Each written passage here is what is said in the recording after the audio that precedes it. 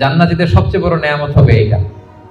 আল্লাহ জান্নাতীদেরকে বলবেন, এই জান্নাতীরা, কোরআনে যা যা নেয়ামতের কথা বলছে সব পাইছো? সবাই বলবে আল্লাহ পেয়েছি, আরো ঢের বেশি পেয়েছি। সবাই খুব খুশি যে আল্লাহ যা যা বলছেন আমরা হিসাব মিলাই দেখছি যে সব আপনি দিয়েছেন, এর চেয়ে বেশি দিয়েছেন।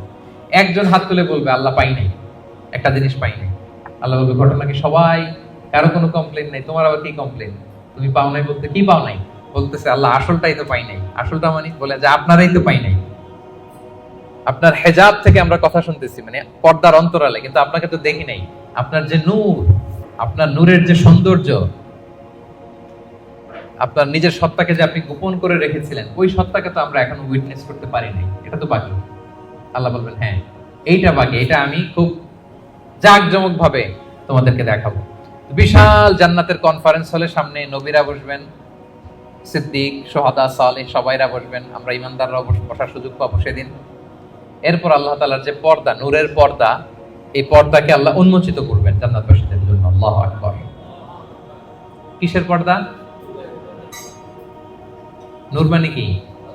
আচ্ছা, আমরা ঘরে পর্দা লাগাই কেন? কি বন্ধ করার জন্য? আমরা ঘরে যে কার্টেন লাগাই, পর্দা কি ঢাকার জন্য? আলো ঢাকার জন্য। কিন্তু আল্লাহর পর্দাটাই আলোর পর্দা, নূরের পর্দা। এরপর আল্লাহ তাআলা নিজেকে সেদিন প্রকাশিত করবেন। আল্লাহর নূরের এক ঝলক তিনি প্রকাশিত করবেন। জান্নাতীরা পাগলের মতো ওই নূরের ঝলকের দিকে বিমোহিত হয়ে তাকিয়ে থাকবে। এক সেকেন্ডের হাজার কোটি ভাগের অল্প সময়ের, সামান্য সময়ের জন্য এক ঝলক আল্লাহ নিজেকে প্রকাশিত করবেন, ওনার নূর দেখাবেন। জান্নাতীরা ওই নূর দেখে অপলক নেত্রে বিমোহিত হয়ে তাকিয়ে থাকবে পাগলের মতো, যে কি দেখলাম, এত সুন্দর, এত বড় নেয়ামত।